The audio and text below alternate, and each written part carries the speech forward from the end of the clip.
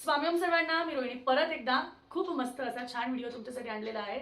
येत्या 25 तारखेला श्रावण महिन्याची सुरुवात होत आहे आणि या 25 तारखेला म्हणजे या श्रावण महिन्याची सुरुवात खरं तर शुक्रवारपासून होत आहे आणि त्याच दिवशी तुम्हाला एक खूप छान असा उपाय करायचा आहे।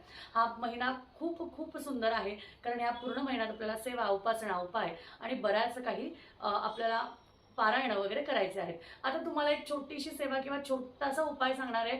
घरात सुख, समृद्धी, ऐश्वर्य नांदावं, मंगल कार्य होत राहावे, घरात सदैव आनंदी आनंद वातावरण होत राहावं आणि त्याचबरोबर महालक्ष्मीची कृपा कायम आपल्यावर राहावी म्हणून बरेच जण वैभव लक्ष्मीचं व्रत म्हणा किंवा इतर व्रत शुक्रवारच्या दिवशी या श्रावण महिन्यापासून करतात। तर आता या वेळेस आपल्याला काय करायचं आहे तर तुम्हाला श्रावण महिन्यातल्या दर शुक्रवारी जेवढे असतील तेवढे दर शुक्रवारी तुम्हाला महालक्ष्मीला आवळ्याचं अर्पण करायचं, म्हणजे आवळा तुम्हाला महालक्ष्मीला अर्पण करायचा आहे कारण आवळा हा महालक्ष्मीला खूप प्रिय आहे आणि तो अर्पण केल्यानंतर तुम्हाला तिथे बसून कनकधारा स्तोत्राचं पठण करायचं आहे।